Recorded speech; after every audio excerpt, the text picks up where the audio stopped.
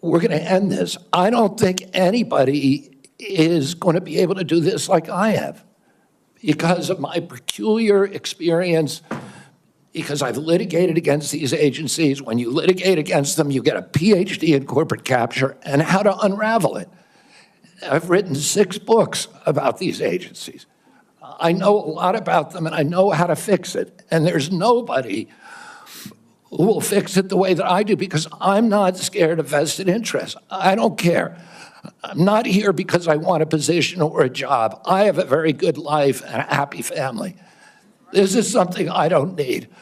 I want to do this because we're going to fix it. And the other thing is we are attracting now a caliber of people to HHS like never before in history. And they're entrepreneurs, they're disruptors, they're innovators of immense talent that are walking away, many of them from growing concerns. They're not coming there for position. They're coming there because they want to save our country. And they're from across the political spectrum. And all these Democrats are opposed to me for partisan issues. They used to be my friends, agreed with me on all the environmental issues that I've been working on for my whole career. Now they're against me because anything that President Trump does, any decision he makes, has to be lampooned, derided, discredited, marginalized, vilified. We need to move on. Senator Warren. Thank you, Mr. Chairman. So, Mr. Kennedy, I want to start with something that I think you and I agree on, and that is that Big Pharma has too much power in Washington. You've said that President Trump asked you to, quote, clean up corruption and conflicts. Sounds great. You've said that you will, quote, slam shut the revolving door between government agencies and the companies they regulate. That also sounds great. So here's an easy question. Will you commit that when you leave this job, you will not accept compensation from a drug company, a medical device company, a hospital system, or a health insurer for at least 4 years, including as a lobbyist or a board member? Can you just repeat the last part of the question? Can I commit You're to not what? going to take money from drug companies in any way, shape, or form. Who? Me? Yes, you. Oh. Yeah, I'm happy to commit to that. Okay, good. That's what I figured. I said it's an easy question to start with. And I think you're right on this question. I don't think any of them want to give me money, by the way. Let's keep going. You're right because to say yes, because every American has the right to know that every decision you make as our #1 health officer is to help them and not to make money for yourself in the future. So I want to talk more about money. I'm looking at your paperwork right now. In the past 2 years, you've raked in $2.5 million from a law firm called Wisner Baum.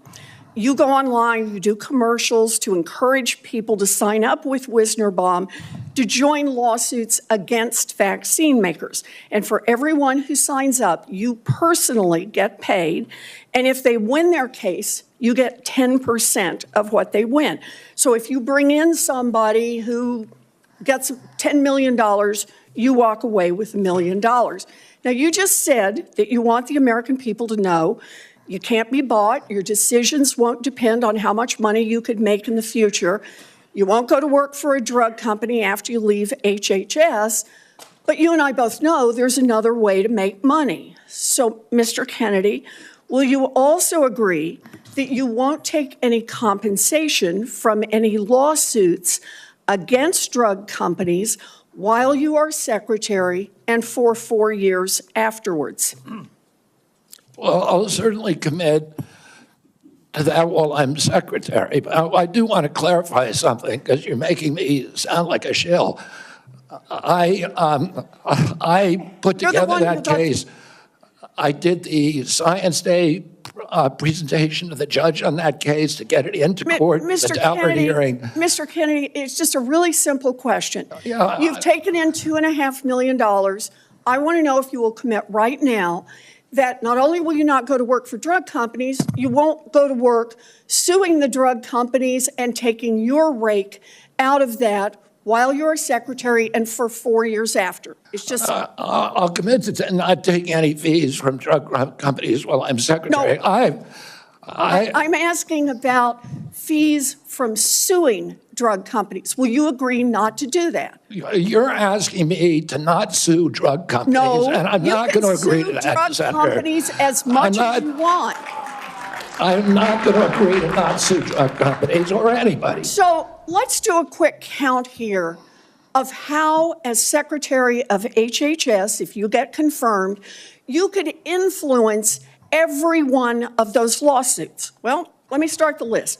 You could publish your anti-vaccine conspiracies, but this time on U.S. government letterhead, something a jury might be impressed by. You could appoint people to the CDC vaccine panel who share your anti-vax views and let them do your dirty work. You could tell the CDC vaccine panel to remove a particular vaccine from the vaccine schedule. You could remove vaccines from special compensation programs, which would open up manufacturers to mass torts. You could make more injuries eligible for compensation even if there is no causal evidence. You could change vaccine court processes to make it easier to bring junk lawsuits. You could turn over FDA data to your friends at the law firm, and they could use it however it benefited them. You could change vaccine labeling. You could change vaccine information rules. You could change which claims are compensated in the vaccine injury compensation program.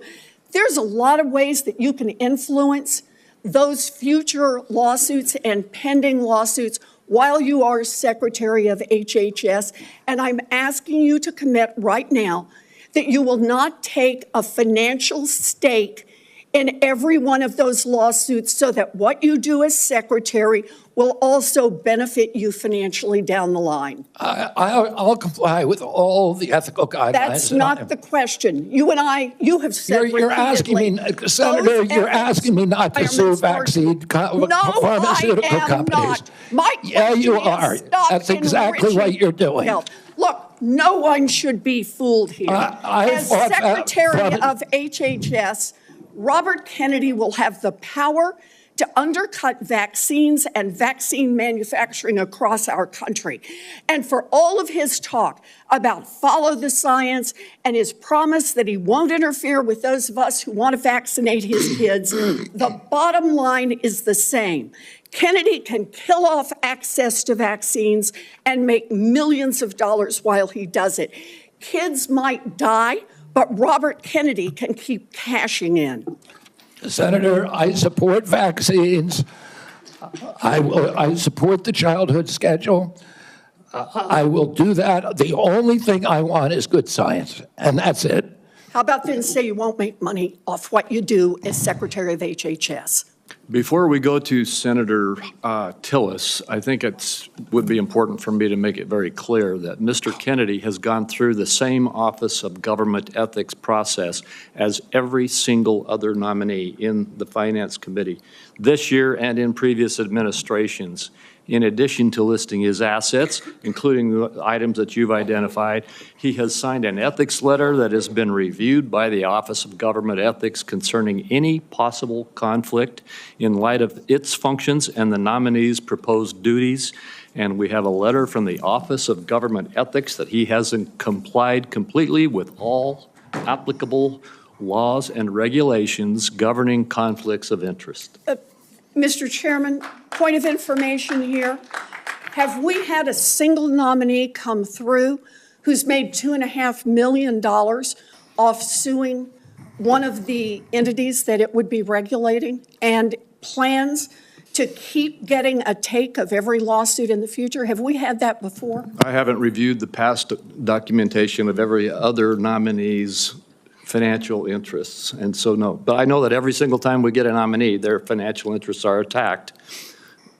That's why we have the Office of Government Ethics. That's why they've reviewed everything that's in his record, and that's why he has even, I think, and I don't know that I want to ask him to get into it, but he has listed his assets and has gone through a discussion of the responsibilities under our ethics laws and is complied with all of those requirements. Senator Tillis. Thank you, Mr. Chairman. Mr. Kennedy, how's your morning going? So far, so good, Senator. You came prepared. I'm glad that you did. I believe, addressed to my satisfaction a question about Title X and the president's priority with respect to Planned Parenthood. Can you just affirm that you are 100% behind the president's policy on Title X and the implementation? I'm 100% behind it, Senator. Thank you.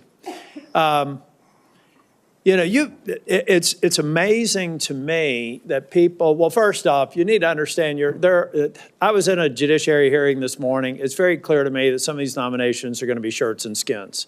So no matter what you answer in the affirmative, they're going to ask you one more question so that you won't be able to answer in the affirmative. That's just the way the game gets played when we have nominees like yourself. So I think you're handling yourself well. I got a real quick question for you. Are you a conspiracy theorist?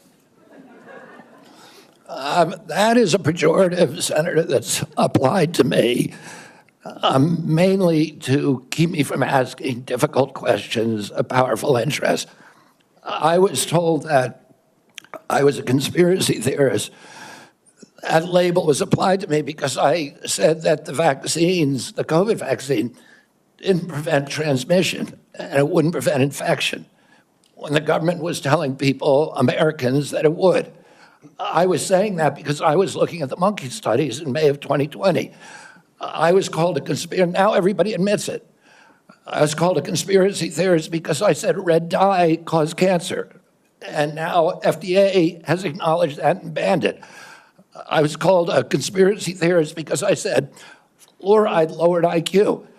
Last week, JAMA published a meta-review of 87 studies saying that there's a direct inverse correlation between IQ loss. All right, so I'm going to assume I could go on for about a week. So is there any one of them that you can say, you got me, that really was a conspiracy theory, or are you in a position to submit for the record? I think it'd just be helpful for every one of these narratives for you to submit that maybe for the record.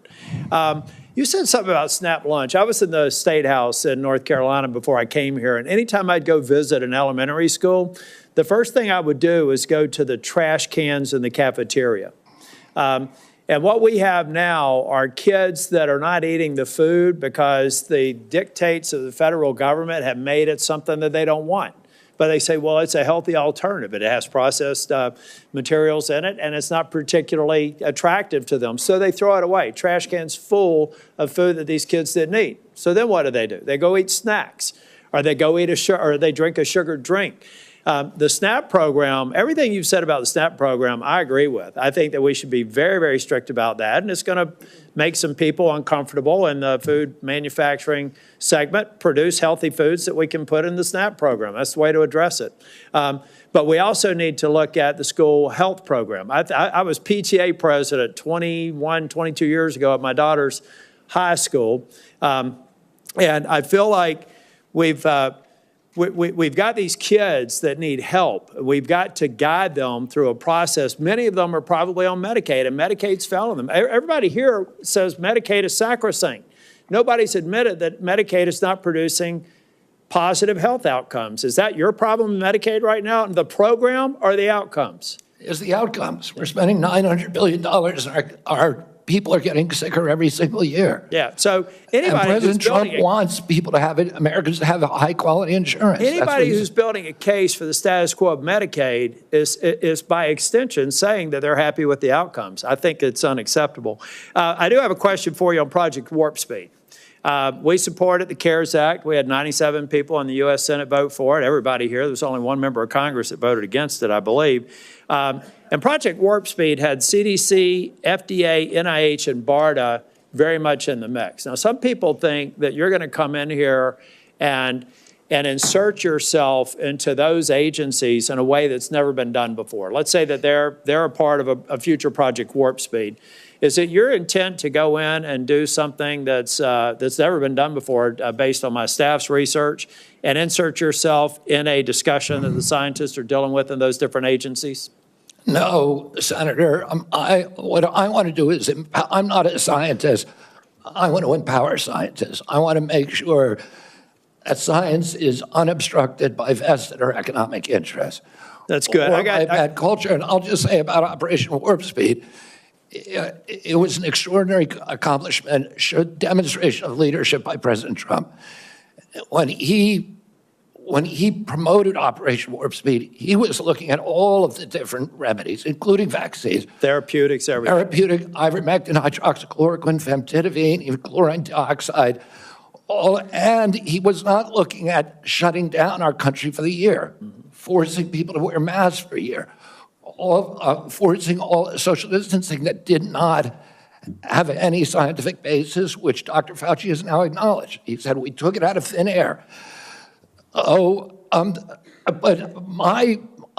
all of those changed during the Biden administration. And it became very narrowly focused. We ended up with the worst, the highest death count of any country in the world. Mr. Chair, if I can just ask one final question, and I think it's a one-word answer. I've heard a lot of people complaining about health care delivery, Medicaid, on the other side of the dais here. Who's been responsible for health care policies over the last 4 years? The Biden administration. I mean, the president, the Biden, okay. Yeah. So that, I'd like to have heard more of those in oversight hearings over the last 4 years. I haven't, but I'm glad that there's an acknowledgement that you're inheriting a problem that needs to be fixed. Thank you. Thank you, Senator. Senator Sanders. Thank you, Mr. Chairman. Mr. Kennedy, thanks for being with us. I very much like the slogan that you coined, Make America Healthy Again. And I strongly agree with that effort.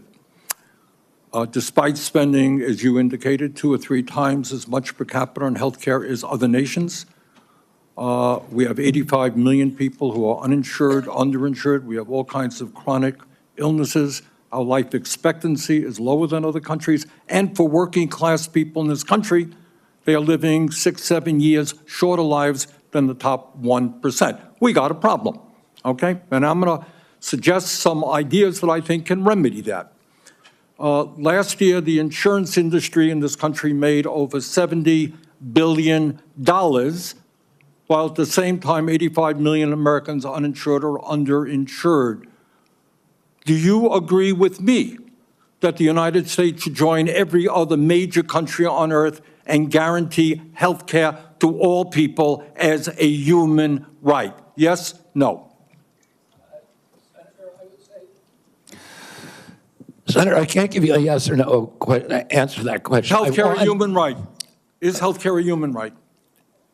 In the way that free speech is a human right, Yeah. I would say it's different because with free speech doesn't cost anybody anything, but in healthcare, if you smoke cigarettes for 20 years and you get cancer, you are now taking from the pool.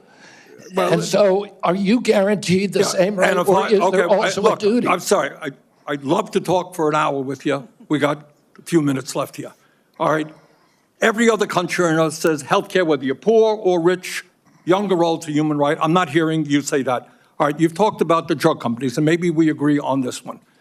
As you all know, despite the drug companies making over $100 billion in profits, paying CEOs outrageous compensation packages, we in some cases pay 10 times more for the same drug. Will you support legislation that I will introduce which says that in America we should not be paying a nickel more for prescription drugs than people around the rest of the world? Yes, no? To equalize it? Not to equalize it, that we should not be paying more than other countries for the same damn drug. President Trump has asked me, in fact, I had a meeting with President Trump a week ago where we showed him the charts. He knows the charts. We're paying 10 times more from Europe. That's right. And are you going to commit to us that you will end that absurdity? I think in principle we can. We should end that disparity. Good. Okay. That's great. All right. I happen to believe that climate change is real, it's an existential threat, and it is a health care issue.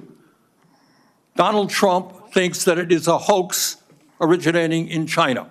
Question is, in your judgment, is climate change a hoax or is it real, causing devastating problems?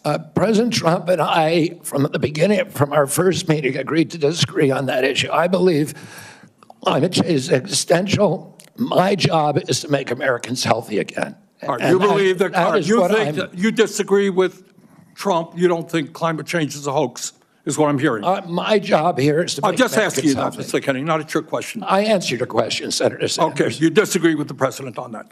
I answered your question. Okay. I'm going to pick up on a point that Senator Hassan made. Look, there is no question that abortion is a divisive issue in this country. I would say a majority of the people are pro-choice. There's a strong minority who are pro-life. A year and a half ago, you went to New Hampshire, running for president, gave a speech, and you talked about government should not tell a woman what she can do with her own body. That's her choice. Now, I think everybody on that side is pro-life. I think everybody here is pro-choice.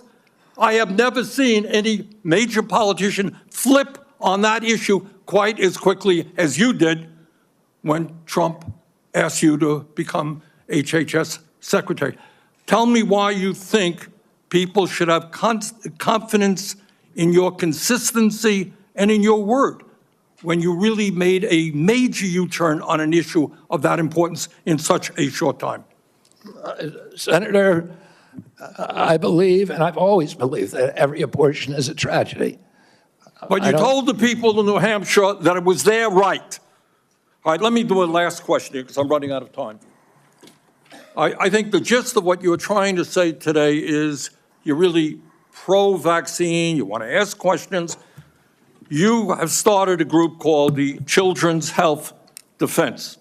You're the originator. Right now, as I understand it, on their website, they are selling what's called onesies. These are little things, clothing for babies. One of them is titled Unvaxxed, Unafraid. Next one, and they're sold for $26 a piece, by the way. Next one is No Vax, No Problem. Now, you're coming before this committee and you say you're pro-vaccine. Just want to ask some questions. And yet your organization is making money selling a child's product to parents for $26, which casts fundamental doubt on the usefulness of vaccines. Can you tell us now that you will, now that you are pro-vaccine, that you're going to have your organization take these products off the market? Senator, I have no power over that organization. I'm not part of it. I resigned from the board. Yeah, that was just a few Leadership. months ago. You founded that. You certainly have power. You can make that call. Are you supportive of this? I've had nothing to do with Are you leadership. supportive of these onesies? I'm supportive of vaccines. Are you supportive of this clothing, which is militantly anti-vaccine? I am supportive of vaccines. I will. I want good science, and I want to protect the But you will vaccine. not tell the organization you founded not to continue selling that product. Thank you, Mr. Chairman. Senator Blackburn.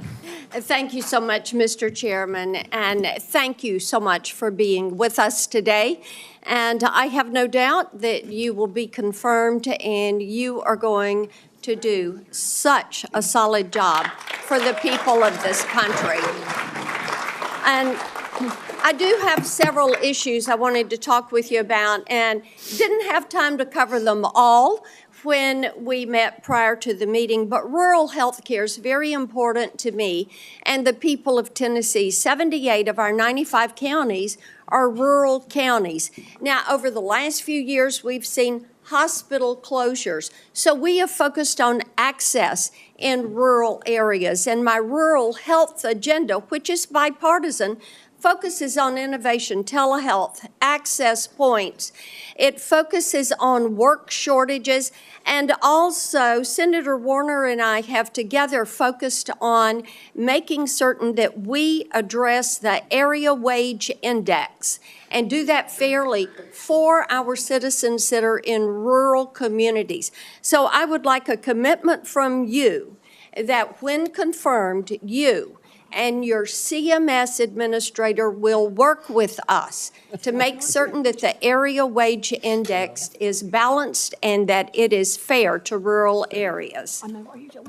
Senator, both Dr. Oz and myself recognize that rural health care is in crisis in this country, and that is catastrophic for our entire country. And I talked a little bit about my commitment to rural health earlier in this hearing. The regional price points, as you know, are set by Congress and not by HHS. I will CMS. certainly, and I know Dr. Oz will certainly work with you to make them sensible. We look forward to that. Also, you and I, before you came forward as the secretary, the nominee, we had talked in years past about over-medicating youth and concerns over that. And I was looking at a report from TennCare, which is our Medicaid program in Tennessee. And I was concerned when I saw a number that TennCare had spent $90 million in 2024 alone on ADHD. This was 417,000 of our children. And $90 million. To me, that is heartbreaking, what is happening there.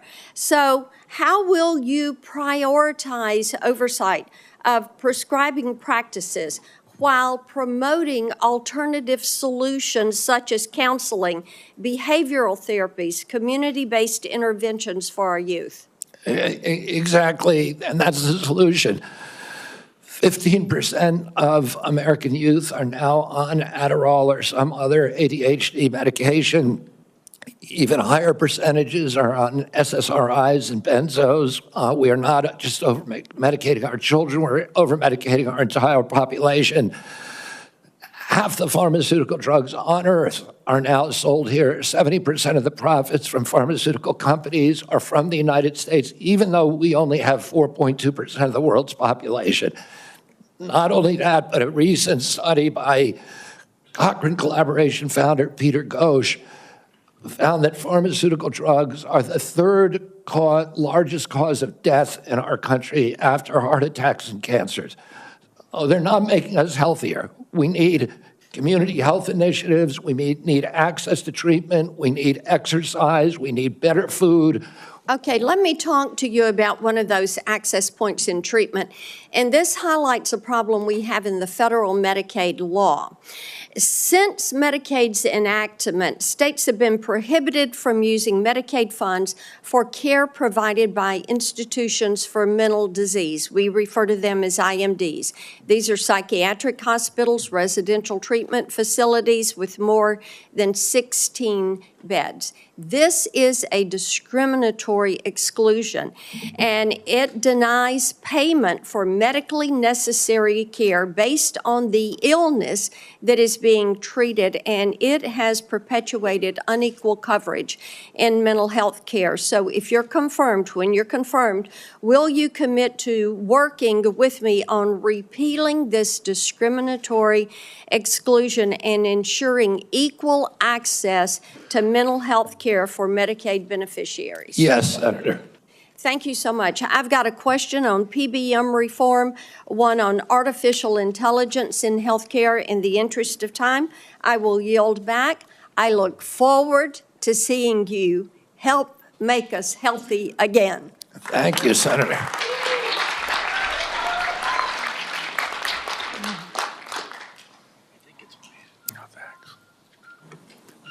Senator Lujan. What? No. You're next. I'm next. Excuse me, I made a mistake. It's Senator Cantwell. Thank you so much. Thank you, Mr. Chairman, and congratulations on your nomination, Mr. Kennedy. And I've been absent only because I've been in another hearing with the nominee to be the Commerce Secretary. So I will review everything that you've said today and look at that diligently. But one of the things that I wanted to discuss with you is I represent a very big innovation state, and innovation in healthcare specifically. Innovation like NIH funding to the Fred Hutch Cancer Center that helped develop the HPV vaccine, which has the potential to eliminate over 95% of cervical cancer. NIH also funds a lot of jobs and grants, nearly 11,000 people in the state of Washington and over $1.2 billion worth of grants. So while I agree with you on healthy foods, I definitely am troubled by the medical research side of innovation and some of the things that you have said. In fact, this issue about laying off 600 employees at NIH. or giving the fact that, to quote, give infectious disease a break for 8 years. So we've had a chance to talk about this a little bit, but the most striking example of this is when COVID hit. And we were the first in the nation. We had the first case, and it really was the fast response by the University of Washington that really helped save lives. So I just want to know that, are you aware of how harmful these issues could be for public health? That public health in and of itself could be affected by these kind of anti-science views? Senator, I have always been a science person, a pro-science person. I believe in evidence-based medicine and gold standard science. When I said, and I've explained this before you came in, that 600 people out of a workforce of 91,000 is pretty typical. Last year alone, President Biden replaced 3,000 people at HHS and 700 at NIH. I want to say this. I said give infectious disease a break because that's been the principal preoccupation. Infectious disease, chronic disease is 92%, accounts for 92% of deaths in this country, and almost nothing is studied at NIH about the etiology of our chronic disease epidemic. But right now, the money is going to infectious disease. But I get your point. It's an interesting point. The problem is we had to respond, and it's actually the Gates Foundation and a flu cohort that figured out what was wrong, and that we had an outbreak of COVID that was going beyond the very first case. And so we had to build a very fast response. So I take this too. The University of Washington has conducted groundbreaking stem cell research on fetal tissue. To me, I know there's probably a lot of people that may not agree with this, but we're making regenerative heart tissue now at the University of Washington. So yes or no, do you commit to protecting stem cell research for scientific agencies if confirmed? I will protect stem cell research. Stem cell research today can be done on umbilical cords, and you don't need fetal tissue. You'll protect the laws that are on the books today and the research that's done. My job is, Senator, to enforce the laws.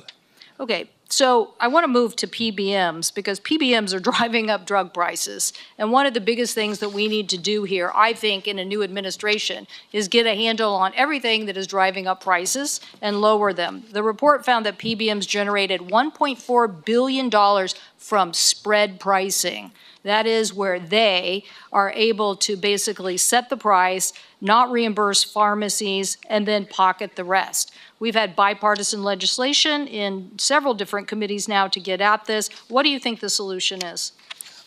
I think one of the really notable achievements of this panel was the PBM legislation that they put together in a bipartisan way. I haven't met a single senator, well, actually one only, but of the 60-odd senators that I talked to, all of them talked about PBMs and how important it was. And President Trump, during his first administration, pushed through a law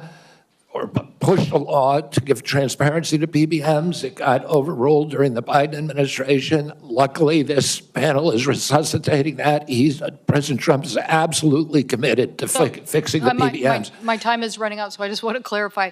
You believe that we should pass these laws that now have been proposed in the Senate? I haven't read the entire law, so I don't know, but I think that we need to reform the PBMs. I think we need to get rid of all of these vested interests that are draining money from the system. Okay, somebody suggested, though, that you thought you should convene the PBMs and talk to them about some sort of self-regulation. So I am trying to distinguish between these people who basically are doing illegal activities and ripping off, really they're creating pharmacy deserts in my state. So I'm asking you whether you believe that we have to legislate in this area.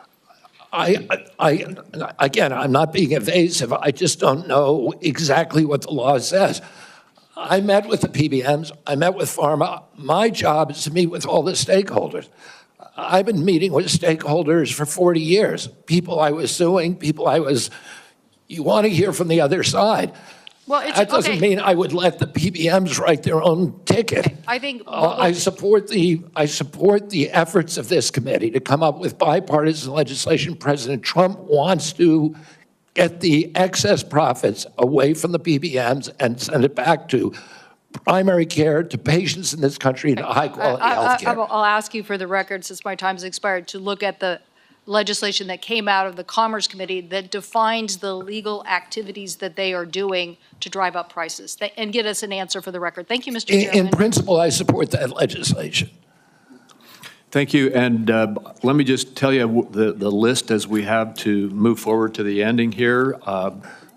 Senator Lujan will be next, followed by Senator Marshall, Senator Warnock, Senator Smith, Senator Young, and Senator Welch. And let me say again, Mr. Chairman, this is a matter of such importance. A number of my colleagues would like a second round, and I think it would be important to offer, say, a modest amount of additional time to get into this on both sides. I know I have some questions, but I want my colleagues to have the opportunity to raise their concerns as well. Well, I've said, as I have indicated to you, Senator Wyden, I'm not going to do a second round. I have been very generous with the senators. I think almost every single senator has had 7 minutes at least. And I will give you a second, as is our practice between the two of us. I'll then divide my time up with my colleagues. I'll be Okay, even you are briefer. welcome to do that. Thank you. Senator Lujan. Thank you, Mr. Chairman. Mr. Kennedy, when we met, you stated to me that it is not your goal to take away programs that work for Americans. Do you stand by that statement? Yes, Senator. Mr. Kennedy, do you know how many Americans rely on Medicaid? It's about 72 million plus the 7 million kids who are on chips. Appreciate that, 72 million. Yes or no, is it important that expectant mothers and newborns have access to health coverage? Is it important that expectant mothers and newborns have access to health coverage? Absolutely, Senator. Mr. Kennedy, do you know how many babies born in this country are covered through Medicaid? I would guess, I don't know the answer, I would guess about 30 million. I have it, Mr. Kennedy. About 41% or 1.4 million babies births are financed by Medicaid, according to the National Center for Health Statistics. Yes or no, do you believe that Medicaid is a critical program? I believe that Medicaid is a critical program, but that it's not working as well as it ought to be. And President Trump has asked me to make it work better, that most Americans are not happy with it, that the premiums are too high, the deductibles are too high, and everybody's getting sicker. Too much money is going to Mr. the Kennedy? insurance industry. I have a series of yes or no questions. They're pretty simple. Because you heard we're not going to get a second round of questions, I ask for your indulgence to be able to get through them yes or no. In New Mexico, as you know, Medicaid is often measured state by state. It might surprise you if you look at some of those surveys. In New Mexico, the response was 90% of New Mexicans on Medicaid report satisfaction getting care, 80% getting specialist care, 85% getting urgent care, 95% ease of filings out of focus. Not to pick on any one of my colleagues, but in Louisiana, 86% of people on Medicaid are satisfied with their interactions. 83% are satisfied getting care. 85% are satisfied getting specialized care. 82% getting urgent care. I can go on state by state, but we don't have the time today. Yes or no, do you support cutting Medicaid or reducing, and especially in an area where you and I spoke about with the federal investment in Medicaid, which is known as FMAP? President Trump has not told me that he wants to cut Medicaid. He's told me to make it better. Do you support cutting, yes or no? Let me ask you this way, since it's only about I President support Trump. making it better, Senator. If President Trump asks you to cut Medicaid, will you do it? Oh, it's not up to me to cut Medicaid. It would be up to Congress. And You don't want I'm to going to answer? work. I'm going to work, Mr. Kennedy, Senator. Mr. Kennedy, you don't want to answer? I'll move on. Do you know how many states will end? Mr. Chairman, if I may pause my time. So I understand that people are getting asked to leave if they stand up with signs, but there's a lot of other as well, Mr. Chairman. So it needs to be extended to everyone. As Mr. Kennedy said, we should respect each other when we have a difference of opinion. We're just trying to do our jobs here and trying to ask questions. That's all. And that's all I'm doing with Mr. Kennedy, folks. So I just hope that we can Senator do that. Lujan, you are right, and I ask the audience to please be respectful. Thank you, Mr. Chairman. I appreciate that very much. Mr. Kennedy, do you know how many states will end their Medicaid expansion if the federal share of Medicaid drops? Well, there's 40 states that have signed on to the expansion, so, It's a smaller number. So it's 9 states would quickly have to end their expansion because of the laws that they have.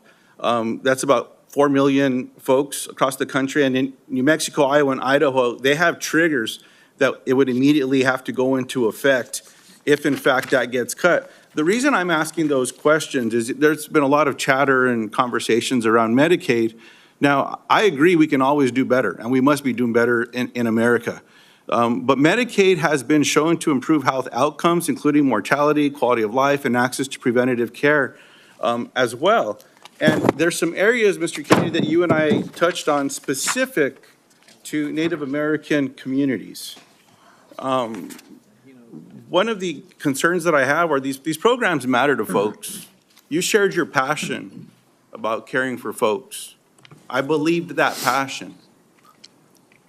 My question in this area is, as you know, when folks are doing research and they're going to check to see if medicine works on someone, if they're not included in that trial, it often doesn't help them. That's what all the evidence shows.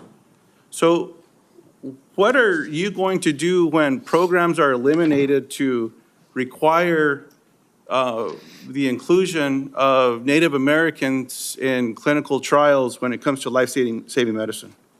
I'm going to do everything I can to make sure that there's Native Americans in clinical trials. As I said to you when I visited your office, I spent 20% of my career working on Native issues.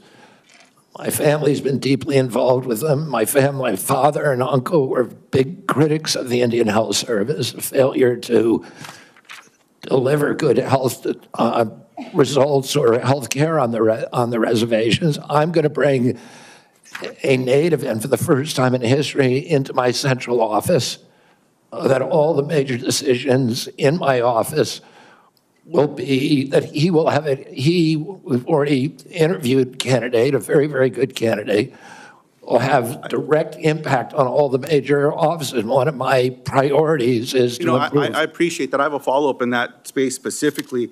Will you commit to finalizing the congressionally mandated FDA guidance to increase clinical trial diversity?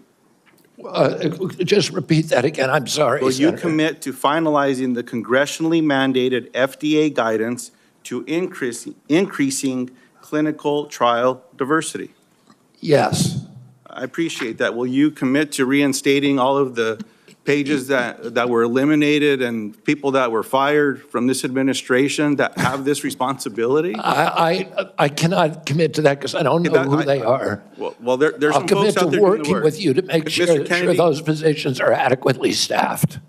I will follow up in writing in those specific areas because I think there's some commonality here, but answers matter. And so I'd like to get those as timely as possible. The last thing, Mr. Chairman, that I'll say is one of the conversations I had last before this hearing was with a family that I've been working with to work with my Republican colleagues when it comes to autism and federal programs and making a difference in these families' lives and this little girl's life. What I'm asking now, Mr. Chairman, is unanimous consent to enter into the record an article from Autism Speaks titled, quote, "Do Vaccines Cause Autism?" End quote. And I'll note that the first sentence states, quote, "Vaccines do not cause autism," end quote. Thank you. I yield back. Without objection. And before we move on, we've had a request from several quarters for a quick restroom break. We will take a 5-minute recess. I'm sorry to those remaining 5 or 6 senators who must wait a few minutes, but we will have a quick break. We will be back as soon as we can.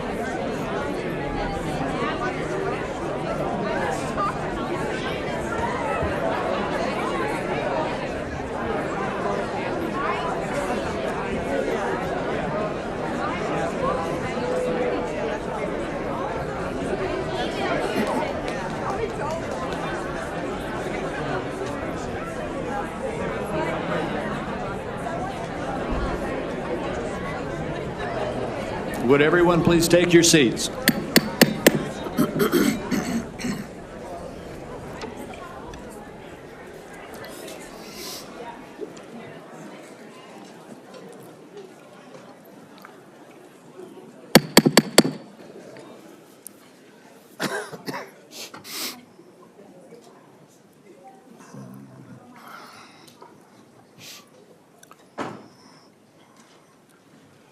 This committee will continue and come out of recess and go back into session.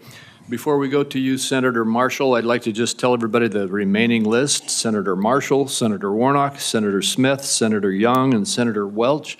And then I did indicate earlier that I would give another 5 minutes to Senator Wyden. I understand he has distributed that 5 minutes to a few of the other senators. So we will have a few more quick questions, and then we will proceed. And I would like to thank the audience again. I know we had a couple of outbursts earlier, but I want to thank the audience for being respectful and encourage the audience to continue to be respectful as we conclude the hearing. With that, Senator Marshall. Thank you, Chairman.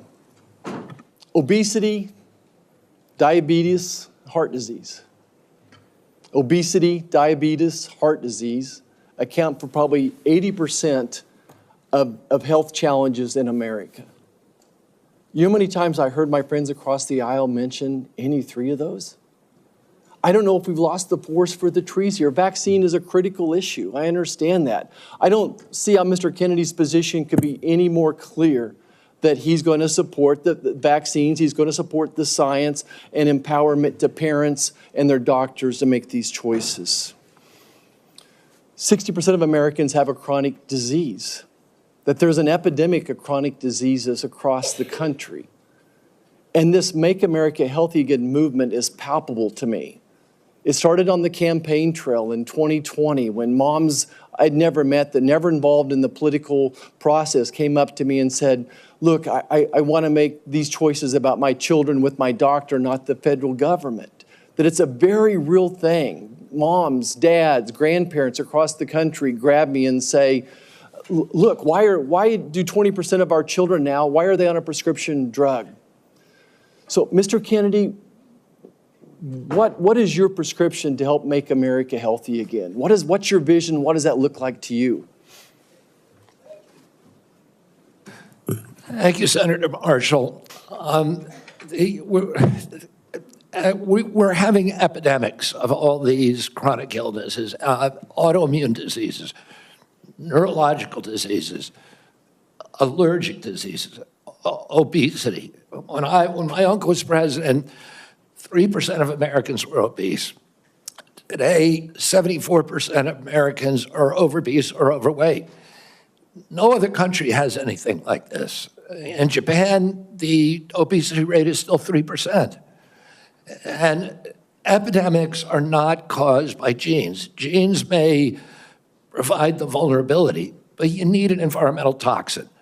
Oh, something is poisoning the American people. And we know that the primary culprits are changing food supply, the switch to highly chemical intensive processed foods. We have 10,000 ingredients in our country, in our foods. The Europeans have only 400. If you buy McDonald's French fries in our country, there's 11 ingredients, my understanding. In Europe, there's only 3. If you buy Fruit Loops in our country, they're loaded with food dyes, with yellow dye, red dye, blue dye, and many other ingredients. The same company makes the same product with different ingredients for Canada and Europe. And at age, we don't have good science on all these things. And that is deliberate. That's a deliberate choice not to study the things that are truly making us sick, that are not only contributing to chronic disease, but to mortalities from infectious disease. We need to get a handle on this, because if we don't, it's an existential threat. Our country is not going to be destroyed because we get the marginal tax rate wrong, or because we get one of these culture war issues that we've been talking about today wrong. It's going to be destroyed if we continue down this trajectory of chronic disease. We need to fix our food supply, and that's the number one. Thank you, Mr. Kennedy.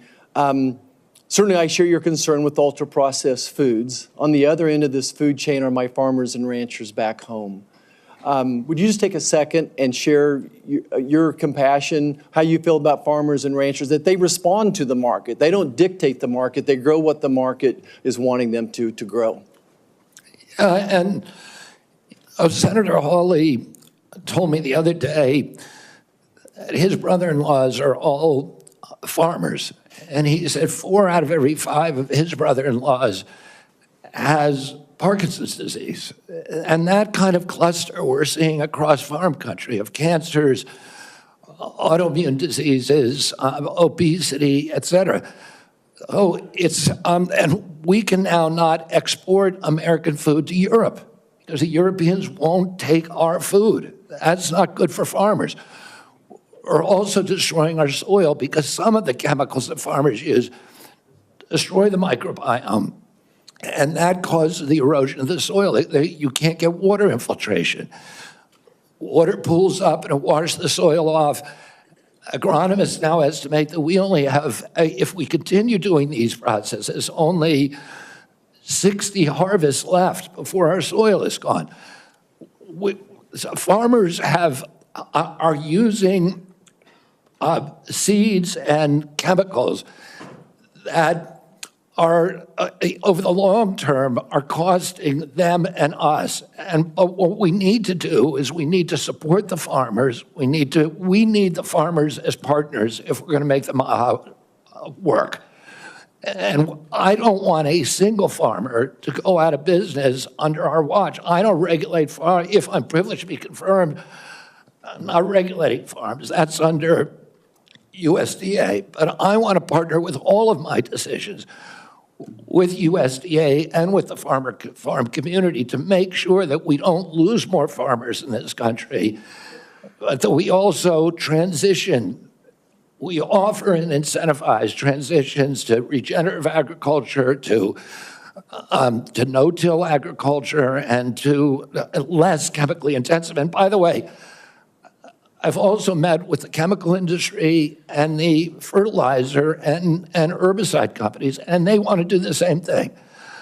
Oh, and I think we're on the trajectory to do that, and we need to incentivize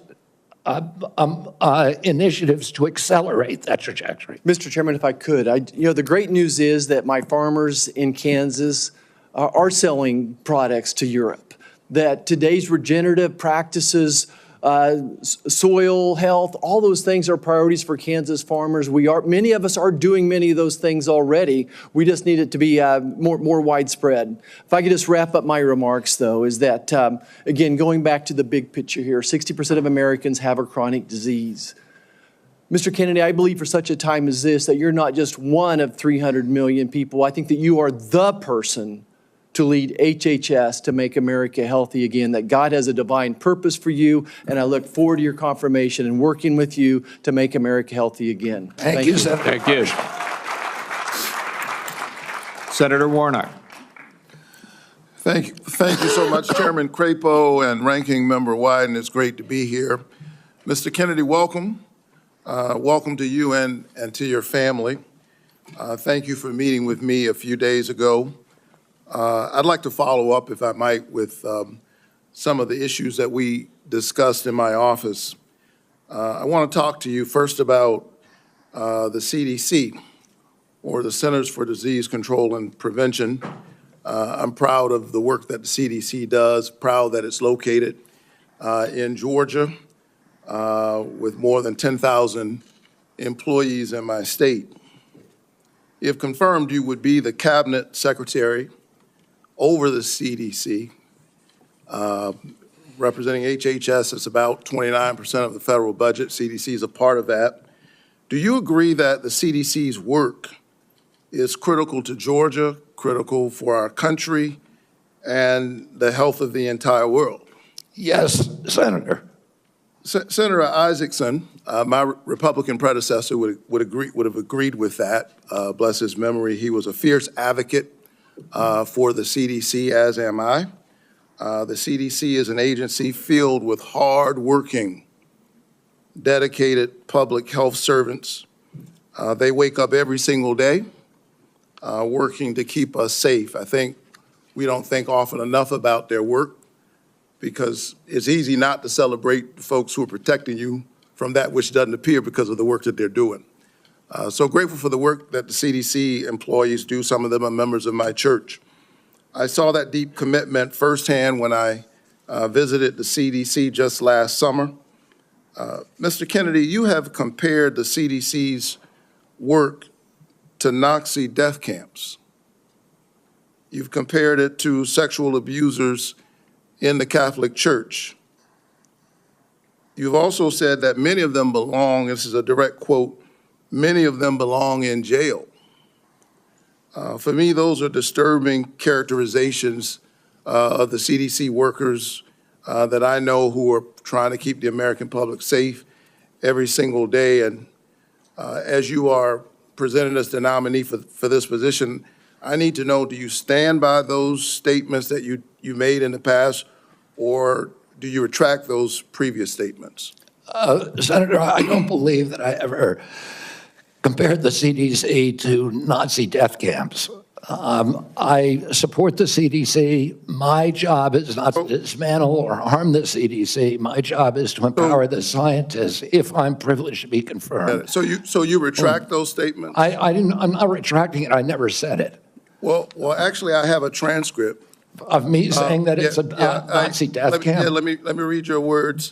It says that the institution CDC and the vaccine program, is your description of their work, is more important than the children that it's supposed to protect.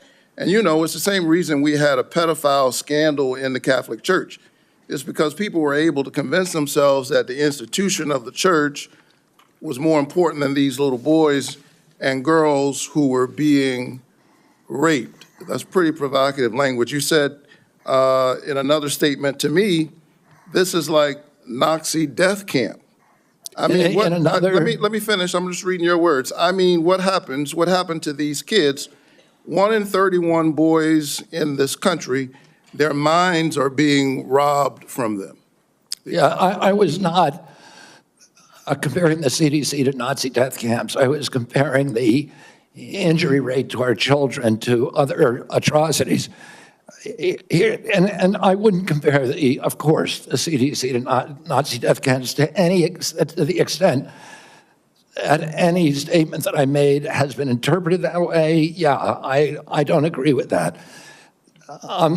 In 2003, the United States Congress Government Oversight Committee ended an over a year investigation of the CDC and used almost that same language. They said that the CDC, just one division, one branch, the Immunization Safety Office, had put institutional self-interest and pharmaceutical profits ahead of the welfare and health of American children. So that was a conclusion by Congress. And I repeated that. I'm asking you because you're the nominee for HHS. It sounds like you stand by those statements. Senator, my objective is to support the CDC.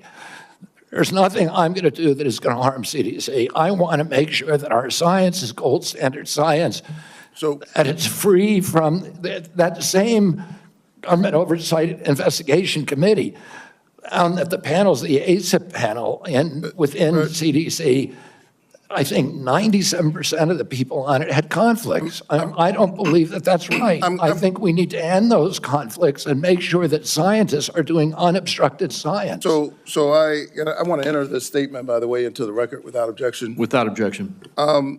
Last week, the White House gagged HHS and the CDC, preventing them from communicating all important public health information to anyone, including all of our allies, including our allies in the United States and global disease prevention. Can you just answer yes or no, because I'm running out of time? Do you agree with that action?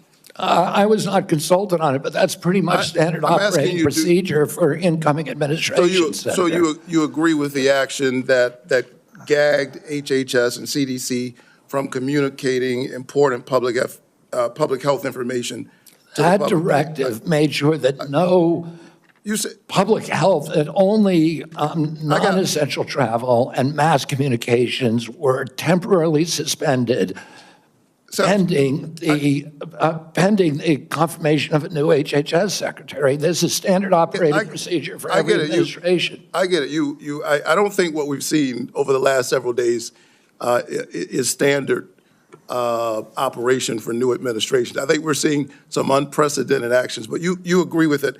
Last night, members of the CDC, along with other federal employees, were actually invited to resign, these buyouts. And I got text messages and folks I know who work from the CDC, for the CDC, that do this important work, who got that note. And it's really important because my experience is that when you send out that kind of note, the folks who resign are the folks who you least likely want to see resign. They got other options. They're gifted folks. They got a lot of expertise. They have options. A lot of them are doing this work because of their patriotism, because of their commitment. Do you agree with the buyouts that were presented to CDC employees just last night? I agree.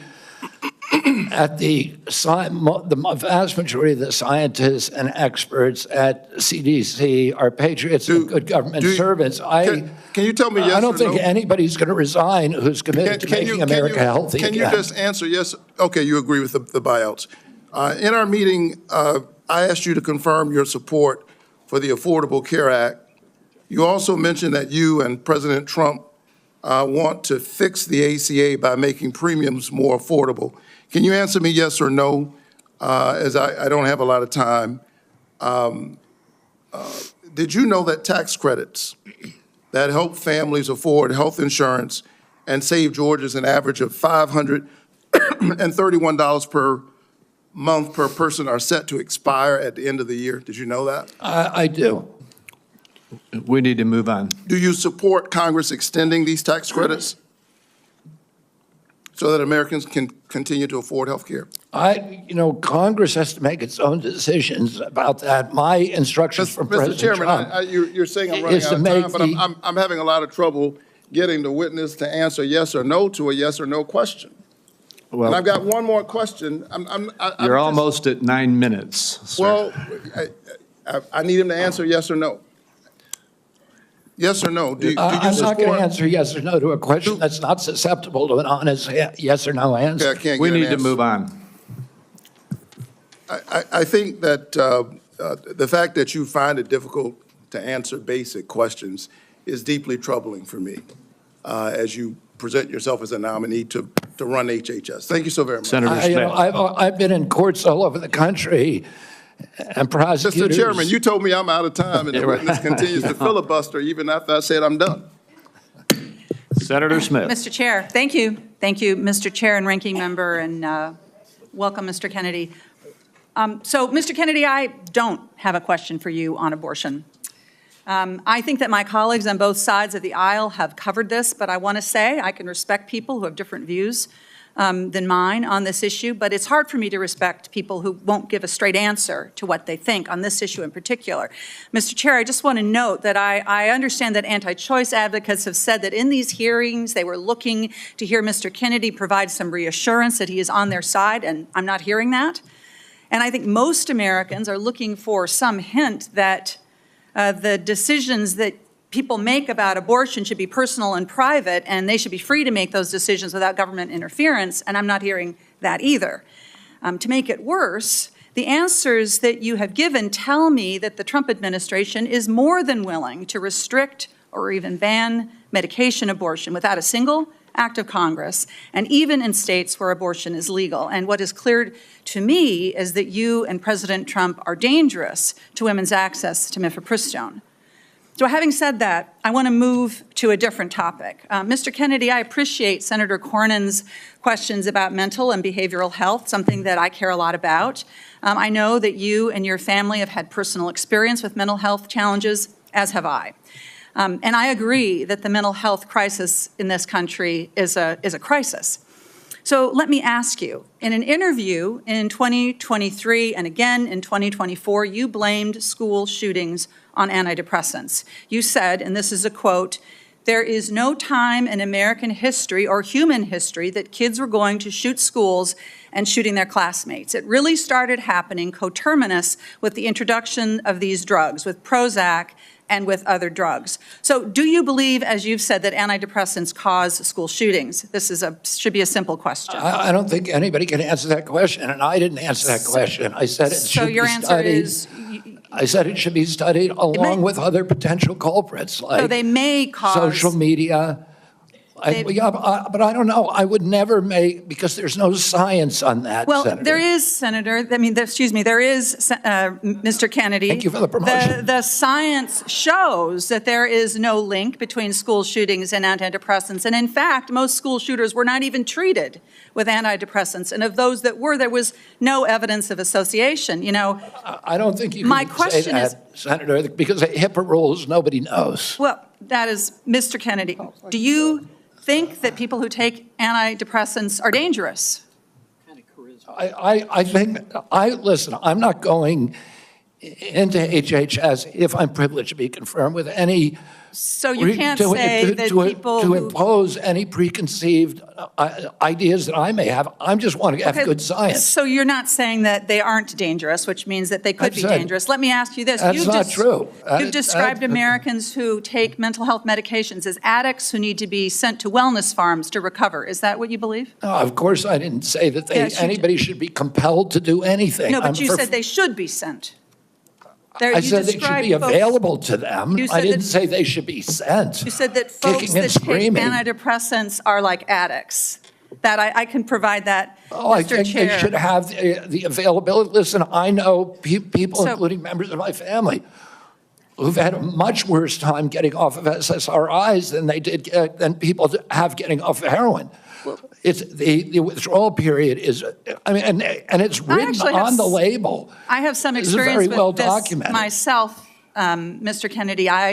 This is personal for me. When I was a young woman and I was struggling with depression, thankfully, I had the resources to help me get through it, including a new generation of SSRI uptake inhibitors, which helped to clear my mind, get me back on track to being a mom and a wife and a productive, happy person. And I'm really grateful for that therapy. So I have some experience with this, and I think that everyone should have access to that care. And your job as secretary is to expand access to care, not to spread lies and misinformation. And you know, the things that you say, Mr. Kennedy, they live on. They have impact. And, you know, we're having this conversation at the same moment that my Republican colleagues are looking to try to figure out how to save money any way they can, and so they want to cut Medicaid. Let's just think about this for a minute, because you're going to be, should you be confirmed, you would be responsible for CMS, which provides mental and behavioral health care to millions of Americans. Close to 40% of folks on Medicaid have a behavioral health condition. And you would be part of this administration that would be looking to cut Medicaid. So, Mr. Kennedy, these statements that you've made linking antidepressants to school shootings, they reinforce the stigma that people who experience mental health every day face every single day. And I'm very concerned that this is another example of your record of sharing false and misleading information that actually really hurts people.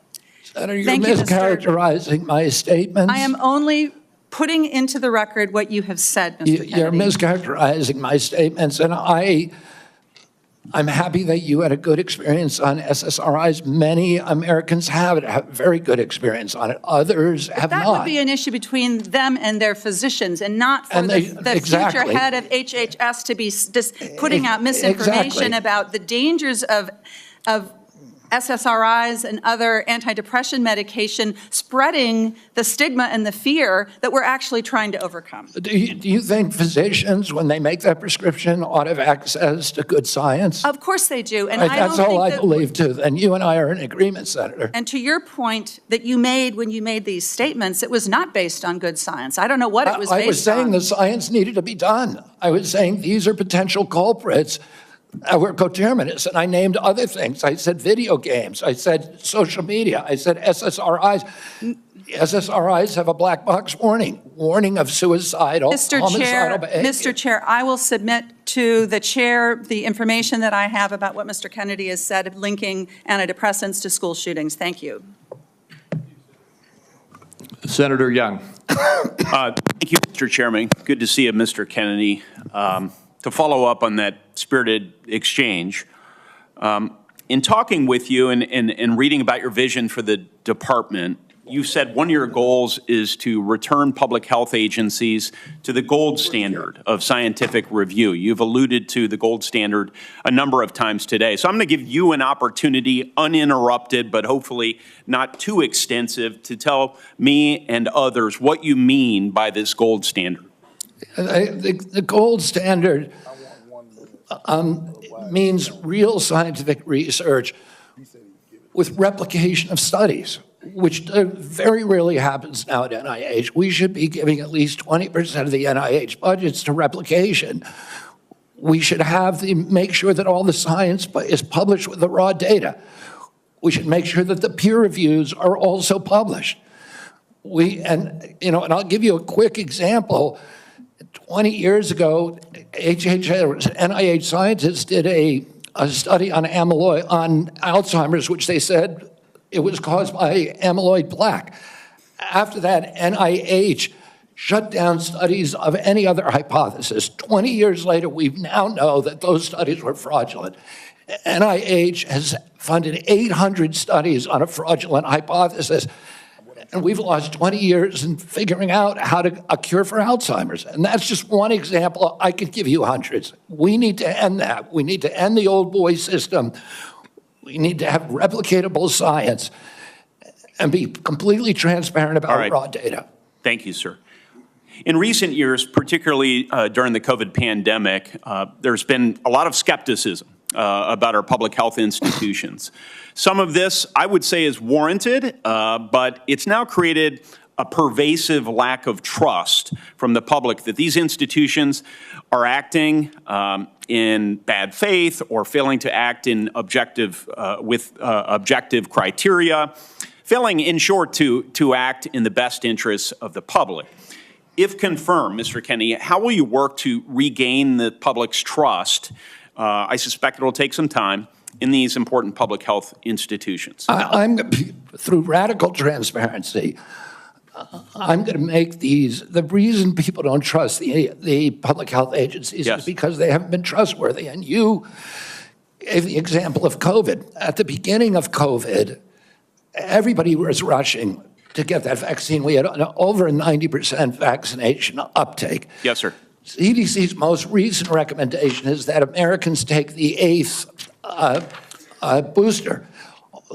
Only 23% of Americans are complying. That means 77% of Americans no longer trust CDC, and that is the problem. Yes, sir.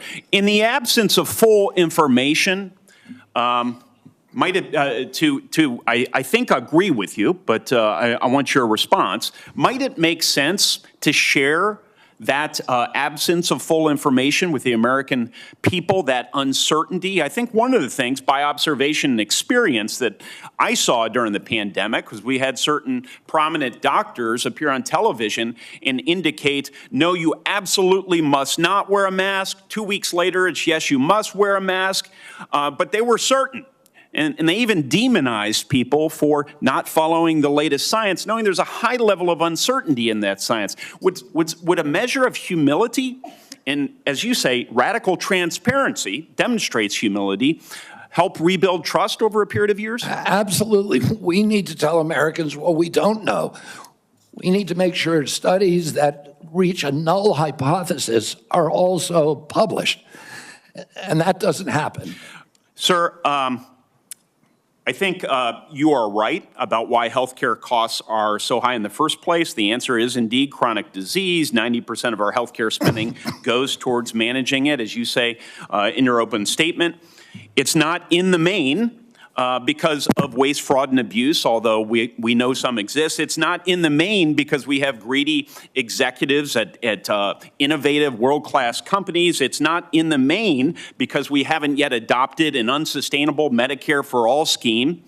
It's because of this. So I'm encouraged that you intend to make that a point of emphasis as it pertains to your future leadership. I will say, with respect to COVID, it's not over for a lot of Americans. It's not over. I know the mission accomplished banner was convenient for the last administration, but as we continue to navigate the ongoing impacts of the COVID pandemic, we have many individuals here in the United States and around the world who are suffering from long-term health effects that significantly impact their quality of life, work, and daily activities, and they've been largely ignored. Funding for long COVID research was appropriated by Congress in December of 2020, followed by additional funding directed by the Biden administration in February 2024. Patient groups and industry publications have criticized the slow pace of clinical trial design and enrollment. If confirmed, will you collaborate with healthcare providers, researchers, and effective communities to better understand and mitigate long COVID's impact? Yes or no, please? Absolutely, Senator. There's 16 million Americans. Will you commit to prioritizing long COVID research and integrate this work into broader healthcare policies? Yes or no, please? Yes. Patient groups, experts, and industry publications have raised concerns around existing long COVID funding being spent on observational research. In particular, criticism was directed towards recover funding being used to duplicate existing findings instead of funding trials for potential treatments or diagnostics. If confirmed, Mr. Kennedy, will you work with Congress so that going forward, long COVID funding will be directed primarily towards trial or novel research directions and not replicating existing observational research? Yes or no? Absolutely, Senator, with enthusiasm. Thank you so much. If confirmed, how will you create a balance between your personal priorities of chronic disease and healthy lifestyle and the ongoing critical work of the department in areas that are focused on incentivizing and advancing innovation in modern medicine and pharmaceutical discovery? I think innovation is going to be the key to public health. And we have a unique opportunity now in history because of AI, because of telemedicine, and because of the quality of people that are now coming to HHS to actually save public health. But it's all going to rely on innovation, and I don't want to do anything that inhibits or impairs the pace of innovation.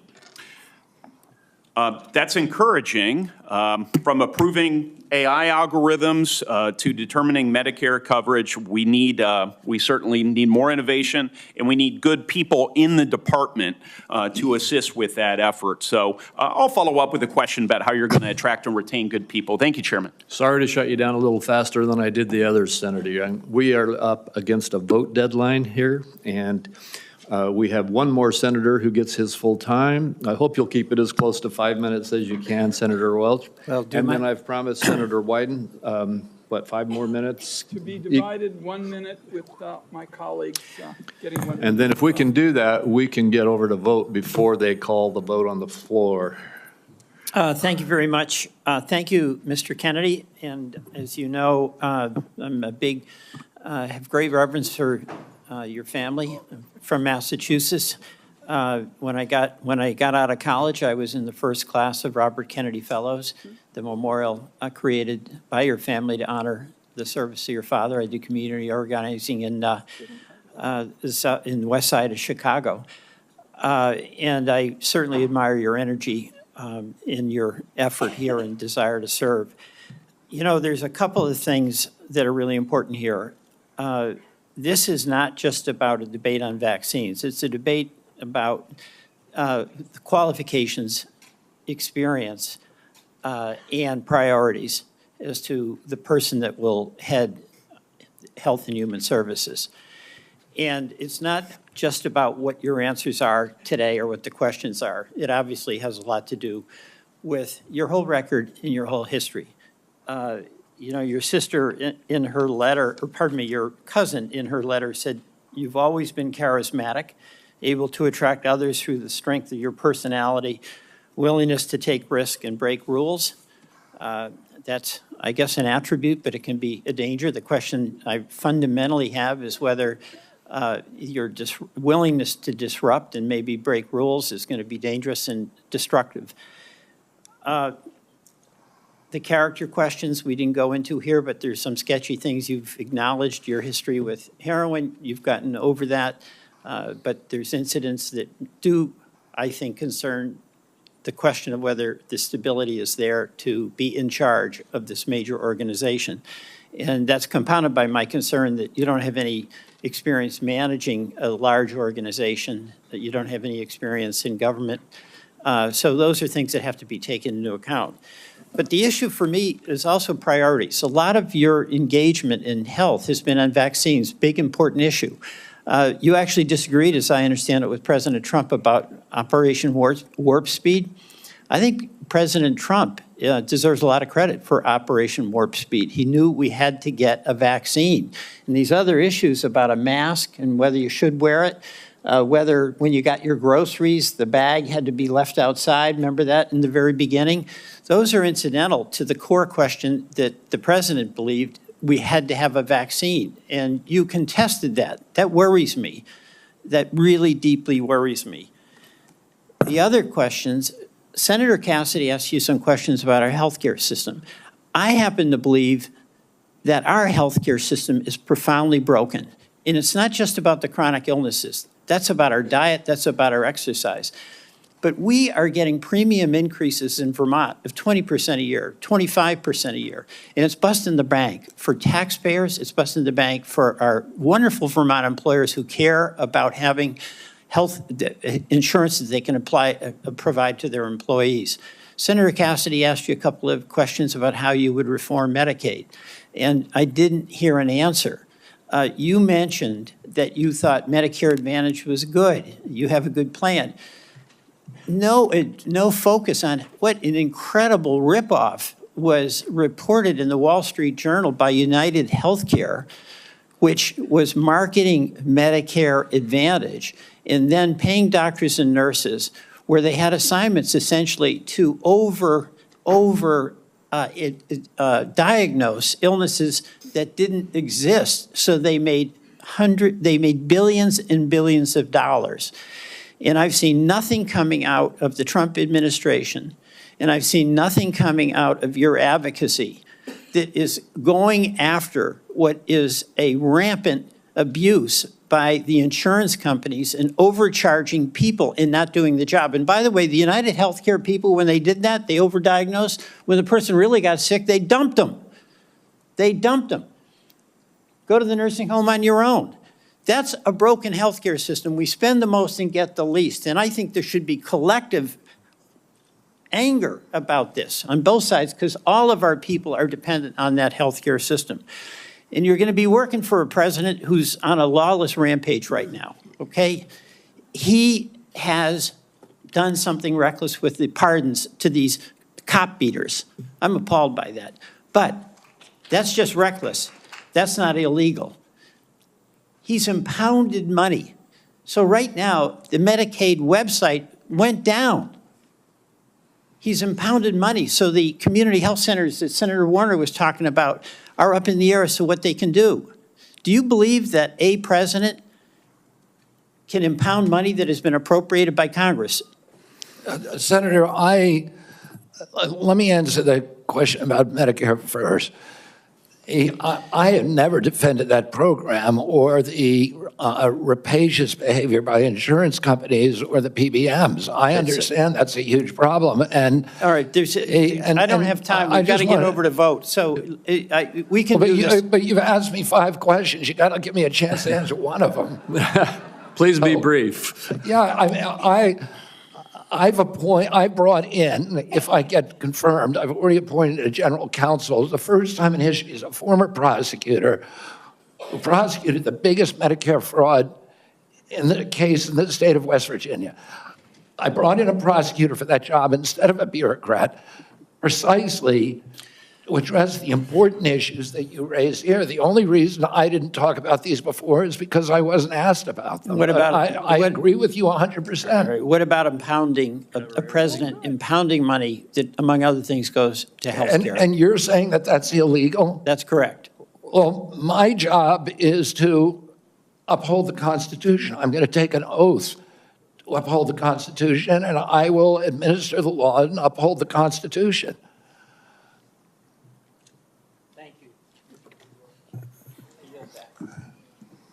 Mr. Chairman, I believe under what we've discussed, I control 5 minutes. I'm going to take 1 and give 1 to each of my 4 colleagues that remain. All right, and I would just say this vote, they're going to call it in about 8 minutes. Thank you. So we have very little time.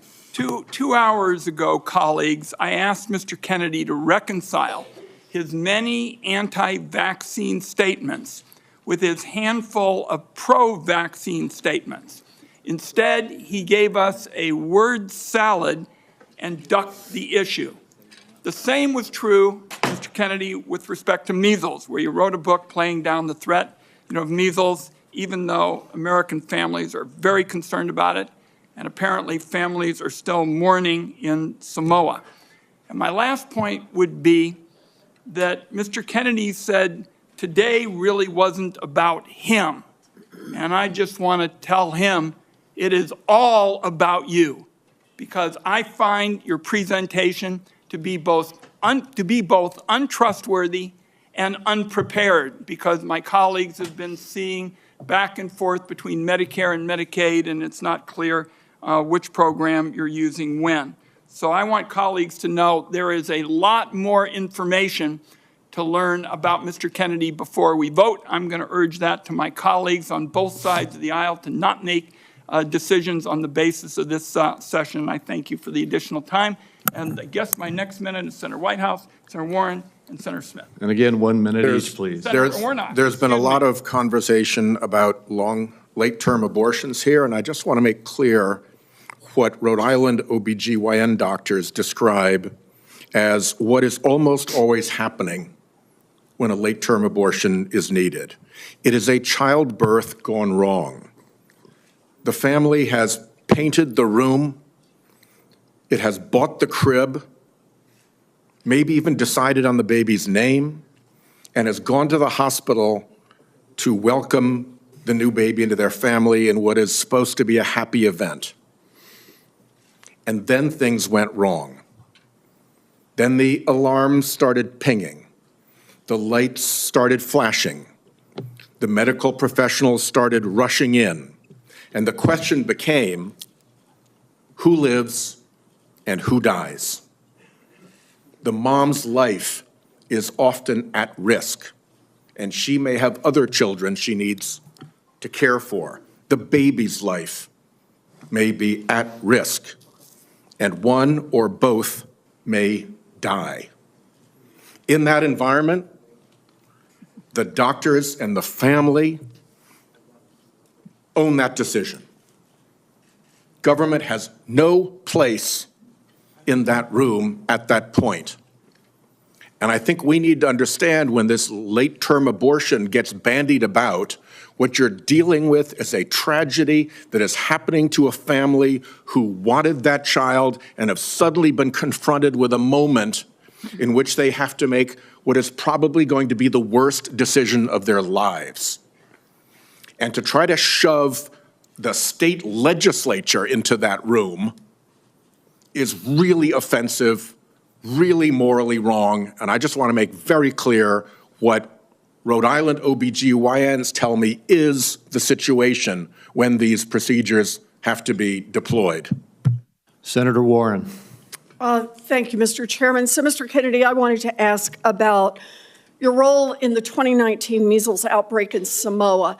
In July 2018, 2 children died immediately after receiving a measles vaccine that nurses had mistakenly mixed with a muscle relaxant. The nurses get charged with manslaughter, but vaccination rates go down. I asked you about this in my office. You told me flatly that your visit to Samoa had nothing to do with vaccinations. We now know that's not true. I have the documentation. You met with the Prime Minister, you talked about vaccinations. You met with an anti-vaccine influencer who described the meeting as, quote, profoundly monumental for this movement. So what happens? Vaccinations go down, there's a measles outbreak, and children start dying. But you double down. You didn't give up. Just 4 days after the Prime Minister declared a state of emergency, 16 people already dead, you sent a letter to him promoting the idea that the children had died not from measles, but from, quote, defective vaccine. You launched the idea that a measles vaccine caused these deaths. You are a very influential man. In fact, you are called the leader of the Disinformation Dozen. UNICEF and WHO, the World Health Organization, investigated this. They say the claims are false. It is not biologically possible what you claimed.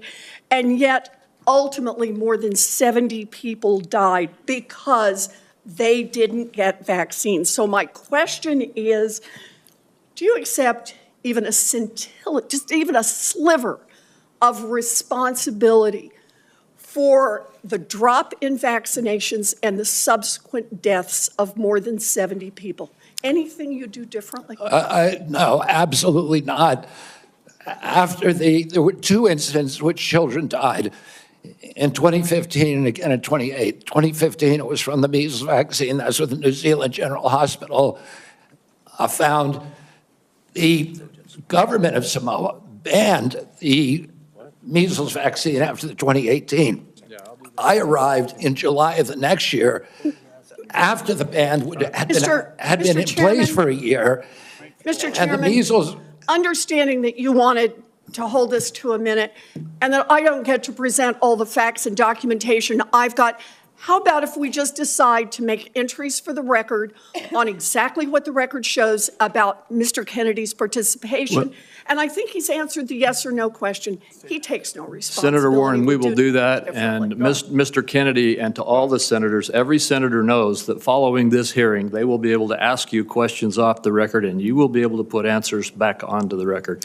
So please give that answer. I apologize that we're shutting you off for giving a full response right now. Senator Smith, and we are way over time. Thank you, Mr. Chair. So, Mr. Kennedy, you have said that you want to give infectious diseases a break for about 8 years. You spoke about this with Senator Cantwell. My question to you has to do with avian flu. Over 100 million birds culled. The disease has spread to dairy cows, and there are now 67 confirmed human cases and 1 death. So, Mr. Kennedy, do you intend to give research on bird flu a break? No, I intend to devote the appropriate resources to preventing pandemics. That's a central part of my job. What do you think is causing the avian influenza? I think the H5N1 virus is. So that's good to hear, because in a recent book, I will submit this for the record because we don't have that much time, Mr. Kennedy has questioned the scientific basis for germs causing disease and the power of vaccines and antibiotics. I've never cure questioned disease. that, Senator. Well, I will submit that for the record. Thank you. Senator Warnock, 1 minute. I like the way you said that to the Baptist preacher. Thank you so much, Mr. Kennedy. Based on our conversations, it's my understanding that you support work requirements in Medicaid. In 2020, President Trump approved a proposal from Georgia state leaders requiring Georgians to jump through a number of onerous bureaucratic hoops and fill out even more paperwork to verify work and get access to health care. I ask this as someone who represents a state that has not expanded Medicaid. The federal government, because of this waiver, spent $70 million on Georgia's Medicaid waiver. 82% of that went to administrative costs. The point that I'm making is that the folks that they're insisting need to work, 90% of those folks are working, they are caregivers, or they have a disability. Let me give you one example. A woman I think of all the time, her name is Heather. She's a traveling nurse from Dalton, Georgia, who falls into the Medicaid coverage gap. Heather experienced a series of small strokes, leaving her unable to work full-time. She's dedicated her life to caring for patients, but now she can't afford her own medical care, out-of-pocket costs, because she doesn't make enough to qualify for tax credits to buy private insurance. What does Heather need? Does she need work requirements, or does she need access to health care so she can finally get healthy and get back to work? The individual that you described would need health care and not a work requirement. Thank you. Thank you. Thank you. Thank you, and we are done with the questioning now. Mr. Kennedy, I apologize to you, to the audience, and to all of my colleagues to have to rush it here at the end, but we have a vote on the Senate floor that they're going to close in about 3 minutes. I want to thank you for appearing before this committee. You have been accessible to the members and staff on both sides of the aisle of the Finance Committee throughout a rigorous process, and I want the whole world to know that you spent hours in meetings answering questions outside of this hearing and providing documents and responses on issue after issue after issue. You've gone through the most thorough vetting process that any committee in this Congress puts anybody through, and I think that you have come through well and deserve to be confirmed. I would like to remind my colleagues that the deadline for submitting any questions for the record is 5 p.m. today, 5 p.m. today. And Mr. Kennedy, we ask that you respond to those questions as quickly as you possibly can. With that, I'm going to leave you in this room and run over to vote. This hearing will be adjourned. I still encourage the audience to be polite and respectful no matter what side of the issues you may be on. And Mr. Kennedy, I look forward to working with you. Thank you, Mr. Chairman. We're adjourned.